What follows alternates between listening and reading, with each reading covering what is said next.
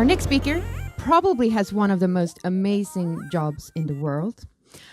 She is a user experience lead at Spotify. And as a user experience lead, she travels around the world just to interview people and sort of study how they use Spotify or why they don't use Spotify to understand the product a little bit better. And she will focus today, in her presentation today, she will focus on how Spotify works with this kind of more soft data and combines it with hard data to create really great user experiences. So welcome up on stage, Ashley Smith. Thanks.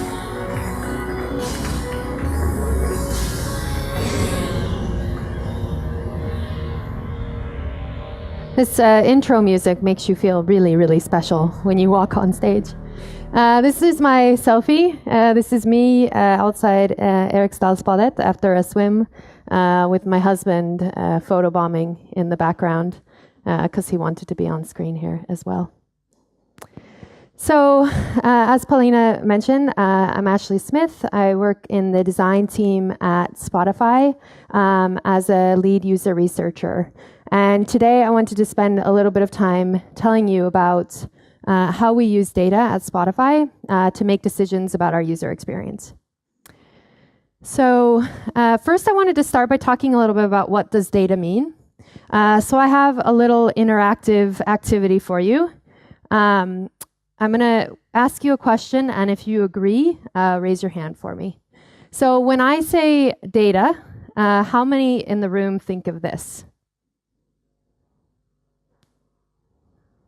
Quite a few of you. That's not surprising. Big data is really important in our industry today. It's pretty much changed the way we think about design. You hear data-driven design all the time.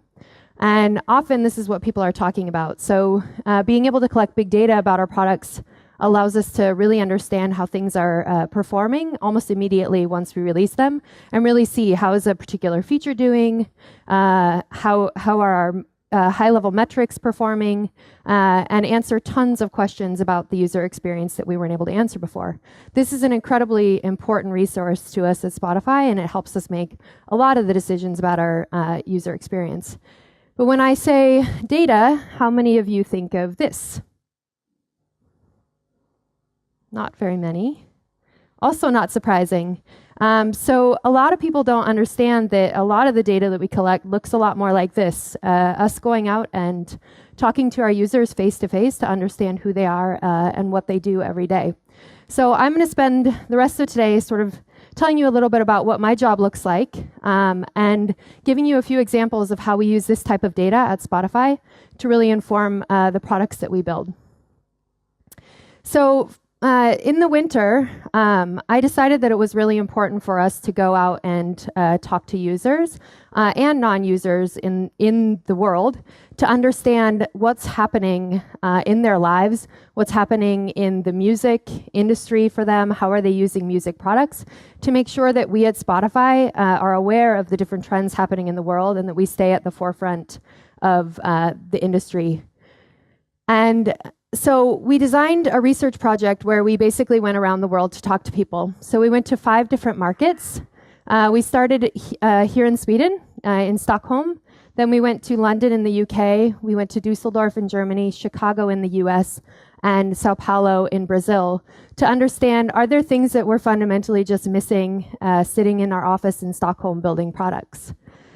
I led a team of 7 researchers that accompanied me across these different markets. So each researcher went to 1 to 3 markets. We all piled into a big black van, drove around cities, going and visiting people's homes. So next time you see a big black van with tinted windows, it's probably not a celebrity or a politician. It's probably a group of researchers just going around to people's homes to talk to them. And what do we do to collect data with these groups of people? So before we went to each market, we did online digital diaries with 20 people in each country. We collected over 700 days of data in these diary entries. And this was a way for us to understand what's happening in people's lives over the span of a week in a way that we wouldn't be able to get insight by either just talking to them for an hour or watching them for an hour. So we had each person download an app in which they were able to communicate with us every day. And we had them do things like telling us about their typical day, a little bit about who they were, all the places they used, different types of media in their home. And then we also had them do several days of a media digital diary, where anytime they interacted with music or a podcast, the news, or a video, we asked them to take a picture of that and send it to us, and also tell us what they were doing at the time, who they were with, what devices they were on, and how they were feeling, to really get an understanding of what role do music and other media types play in people's everyday lives, and what are the opportunities for Spotify within that. And then another great, interesting thing we asked them to do is to go a whole day without using any media. And this was really interesting because you don't understand how important these things are in people's lives, and they don't understand how important they are until you take them away. So when we asked people, how did it feel to go a day without music, we heard a lot of things like, I was lost in my day, I was depressed, I actually got headaches, I couldn't get my day started in the right way. I think one of my favorite quotes was one of our participants in Sweden that said, life without music is like the world without rainbows, which I thought was a really nice way of describing that little element of delight that music brings to people's lives. So this was a great way for us to learn a lot of people before we decided to then go out and talk to them face to face. So we spent over 70 hours talking to people in different markets to understand even more richly how they were using music and other media types in their lives. So the reason we do things like go into people's homes is, as a researcher, you know that people often tell you something, but what they say they do is not always what they actually do. And so being able to go into people's homes and watch them and observe them doing the things that they told you about actually helps you uncover things that they might not have told you about, things that are frustrating to them. They might say, oh, it's really easy to use my Netflix, but you go there and they've actually never even set up an account. So you find out these things about struggles people have or issues that they have that they might not tell you about. And you also learn about new use cases that people might not have told you about, like how much people actually consume media in the bathroom. So people, one, use media when they're on the toilet, but they also use media when they're taking, or music when they're taking a bath to set the mood, or in the shower in the morning to get going. So we learned a lot of stuff by going out to people's homes that we might not have learned otherwise. So to summarize, what we learned from this piece of research was really, what do our users lives look like, and what do just generally people's lives look like, and then how does music fit in within that? And why do we think this was important to do when we have more data than many companies out there about what our users are doing on our products today? Fundamentally, at Spotify, we believe that understanding the context broadly of people's lives and their behaviors is the most critical thing you can understand to building great experiences for them. If you only focus on understanding what people are doing on your product today, you miss out on the opportunity to find new opportunities in the market, to fundamentally change the way you think about what your product delivers for people in their lives. So it's really important for us at Spotify to do more than just look at our own data to decide what we should go build and how to design our experiences. I wanted to point out 3 really concrete things that you can learn from collecting other types of data that you can't get from big data alone. The first is what I've spent the last 10 minutes talking about, which is just understanding the context of people's lives and the role of music within that helps us really understand how we're doing and how well we're capitalizing on all the opportunities that exist for our users and music in their lives. Second, other types of data can really help you understand and contextualize the big data that you're collecting. So if you see that certain features in your product are getting used a ton, but others aren't getting used at all, that might be really surprising to you, and you have no way of understanding why that might be unless you actually go and talk to people face to face or watch them use the product, so you can really understand, where are they struggling? Do they like using your product? Is it fitting all of their needs? Do they actually feel like they can only do 20% of what they want to do on your product and then go do the other 80% somewhere else because your product isn't meeting all their needs? And then finally, you can evaluate things before you invest in them and before you release them. So this is an opportunity for companies to save a lot of time and money evaluating how an experience might perform before you actually build it, which is a really important tool for companies that, like Spotify, that have lots of ideas, but we're not exactly sure which ones will be good and which ones won't. So I wanted to give a couple more case studies and success stories of how we've used other data types at Spotify to make it a little bit more tangible for you of how you can use this other type of data in combination with big data to answer questions about your product. So the first example is, I don't know how many of you use Spotify. I'm assuming quite a lot because we're in Sweden. But about a year ago, we rolled out a new look and feel for our product. We didn't know how that was going to perform before we did it. So we had a few questions that we wanted to answer before we did our redesign. But if you looked at the product a year and a half to 2 years ago, this is what you saw. So depending on if you were using your phone or your laptop, if you were an Android user or an iOS user, you had a completely different experience. We didn't use the same colors even. We used the same buttons. The way that you interacted with our product across different platforms was very different. And as a design team, this was unacceptable to us, especially as Spotify was growing so rapidly, and we know people are using our products across multiple platforms.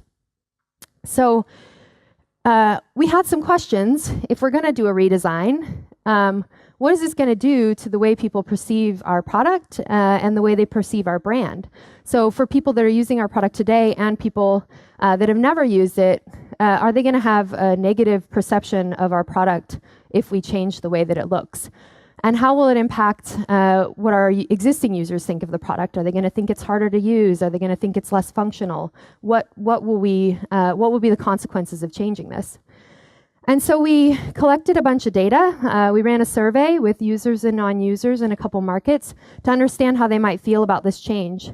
So we made 4 design iterations, and we gave them to equal numbers of people in the survey, and we asked them some questions about, what do you think about the brand? Does it seem like it would be easy to use? Is this something you would use or recommend? And then we compared the results of all these different designs across the different test cells.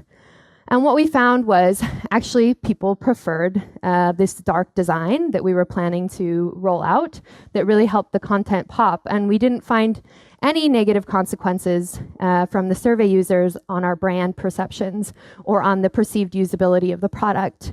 Interestingly, we also asked people to rate our old look and feel versus this look and feel against a set of cars. And what we found was the old Spotify rated sort of in the mid-level, and this new Spotify rated as a luxury car. So we actually found that people had a positive perception of our product with the redesign. So this was a really important piece of research to do because had we not done this and the look and feel had been perceived negatively, we would have invested a lot of resources and time and money in building something that people didn't actually appreciate and our users didn't appreciate. The next example I wanted to talk about is a recent example where we looked at the way our product looked today. We looked at a new way of UX interaction, and we wanted to compare the two and decide, should we invest in this new design or should we keep exactly what we have today? And our question was basically the same question we have every time we make changes to the UX or we add features is, if we make a change, is it going to have a positive impact or a negative impact? And so what do we do to collect the data? we ran an A/B test. So we relied on our big data to tell us how does this thing perform when we release it to two different sets of people, which is pretty standard when we test new user experiences. But we also decided to send a survey to the people in our test cells to understand a little bit more about how are people thinking about this change? Do they like it? What do they think about it? With some open-ended responses, so we could just learn a little bit more about how this was impacting behavior beyond just what we could see in the data. So when we got the results back, the new design failed. It performed worse than our existing design, and we dropped in a really key metric for Spotify, which is our long-term retention for our users. This was really interesting, though, because all of the other metrics we collected, other than retention, looked really positive. So we were really confused of why this didn't perform positively like we expected it to. But because we had the survey data, we were actually able to go look at that data as well and look at the open-ended responses that we were receiving from the people that were in our test cells. And what we found was in the new design, you can actually see this was us literally making tally marks of comments that we found in survey data of people that reported strange behavior happening in the product when they used it. And so we went back and looked at that, and it helped us uncover a bug in the test cell of the new experience that we were trying to test. So because we uncovered this bug, we realized, hey, this isn't actually a clean experiment. We need to go fix the bug and rerun the test. And so we actually fixed the bug, reran the test, and found that, after all, the new design did perform better, but we would never have discovered that if we didn't have the survey data. And this is an example of a big investment that a company can make that they might walk away from thinking it performed poorly because of some bug in the data or some unforeseen influence on the data that you would maybe not know of unless you rely on talking to people and collecting other types of data in addition to the big data. So, of course, you're probably all wondering, well, maybe we can't travel all the way around the world and talk to people, but what can we do to collect this type of data that helps us in our own work and our businesses? So fundamentally, I think if you take one thing away is please talk to your users and watch them use your products. You can uncover so much insight and information just by talking to people. I've been doing this work for quite a while, and I'm constantly surprised by what I hear from people, because at the end of the day, we are not our users as much as we think that we are. So you can do a few things in a really lightweight way to talk to your users. The first is you can run usability tests in your own office, and this can be as simple as taking a Friday afternoon and inviting a few people into your office to use your product and watch them use it, see where they struggle, see what they like, see what they don't like, and use that information to help your next design of your product and make it better. Talk to people in coffee shops. We call this Starbucks testing at Spotify. We do this quite a lot. We just go down the street, find people in the coffee shop, and we ask them questions about new designs that we're thinking about, or how they think about Spotify in music in general, just to get some really quick insights from people about how we're doing as a company and how our product is performing. And another way you can do this is using open-ended surveys like the one I described, where you can ask questions and leave an open text box rather than asking them to check a box or pick on a scale of 1 to 5. And this is a great way to get a lot of verbatim responses from your users about your products or about your company or about what they want from products like yours in their lives. So finally, just a few takeaways when you think about data and the different ways that you can use data. The first is big data is really important, and it's really great at telling you what people do today. So it's really great at saying, how is this feature performing? How is this other feature performing? It's a totally unbiased source to tell you what's actually happening. But other data types can help you make sense of that data. So big data tells you what they do. Other data types can help you tell you why people are doing what they're doing, or whether they like doing what they're doing, or whether they're being able to do everything they want to be able to do. And then that leads to the third point, which is the more data sources that you can combine together, the richer and deeper understanding you have of what actually is going on, and your confidence in your insights increases. So if you're able to run a big survey with a bunch of people, you're more confident that what you're getting is accurate. But if you're able to talk to people in interviews, you're able to get even richer insights from them. So by able to combine the two, you learn a lot more. And then finally, talk to your users, talk to your users, talk to your users. Very, very important. And it doesn't have to be complicated or expensive. I was very inspired by my lunch conversation about how oftentimes you come to conferences and you hear something that inspires you that you want to take back in your own work or your own daily companies and lives, but you get overwhelmed because they seem really big. So just remember, like, you can start very small here and just go talk to people for 5 to 10 minutes. You can learn a ton, and it will change the way you think about the products you build and the business decisions you make. So, thank you.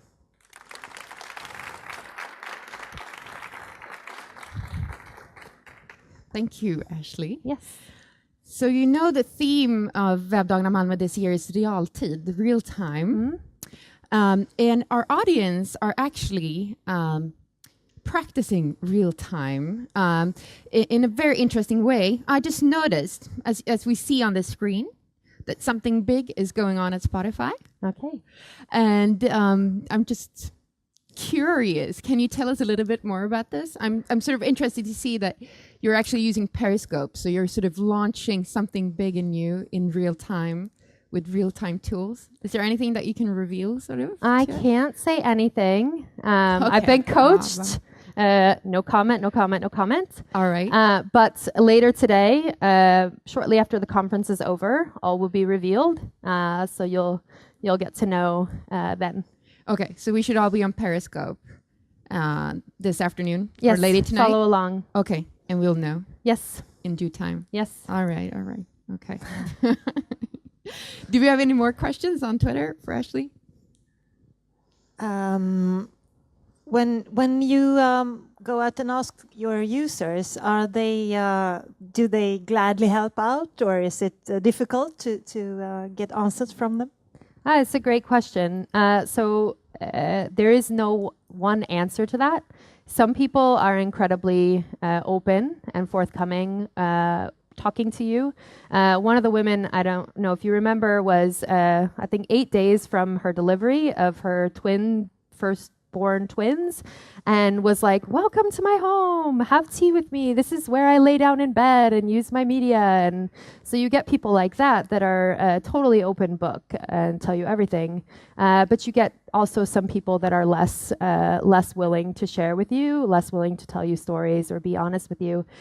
It's a big part of why we do things like an online diary before we go out to people's homes, because we get a sense of what they're like before we commit to going and visiting them in their homes, to make sure that the people we actually go and talk to are going to be responsive and good participants. And so that works well, because sometimes my impression is that some people are really open online, on Twitter, for example, and then when you meet them in real life, they're completely different, like very shy and introvert. So that's totally true, and absolutely a risk. I would say in this recent round of research, we talked to about 30 people in in-home interviews, and of them, I think we had maybe 3 or 4 that turned out to not be as great of participants as we thought. And it was exactly that case where online they were very, very happy to share lots about themselves, but when you talk to them in person, they got quite shy. So. And do you have any more advice regarding, like, even if you're not a company, a global company in the same sense as Spotify is, like, how do you go about with selecting people, not just based on how willing they are to actually share information, but sort of a great spectrum of people of different perspectives? And It's a very important question. So selecting the right people to talk to is critical. So basically, like, the first steps you should do are look at who are the people that you're targeting to use the product. So if you're interested in building a new great music streaming service, you're not going to go talk to a bunch of people that are retired or in their 80s. You're going to look at people that are spending a lot of time on their mobile devices, that are young, tech savvy. But you also want to make sure you don't over-index on people that are too tech savvy. So you want to make sure that you're getting a representative group of the market, depending on who your target audience is. So it's just ask yourself a few questions about who do we think the people are that we want to use this product, and what are their characteristics, and write a list of those things down. And when you recruit or you talk to people, evaluate how closely they fit within that audience or don't. I would say as you're just starting out, being less strict is probably important because it's harder to recruit a very specific criteria of people if you don't have a lot of resources. But just trying to get close is a good start. Do you pay them? Sometimes we do, sometimes we don't. So it depends on the type of research we're running. If you go into somebody's home for 2 hours, we pay them significantly more than when people come talk to us in our office and use products while we watch and ask them questions. Sometimes we give people like a 6-month premium code or a 3-month premium code to use our product. But most often, if it's more than 30 minutes of their time, we will pay them.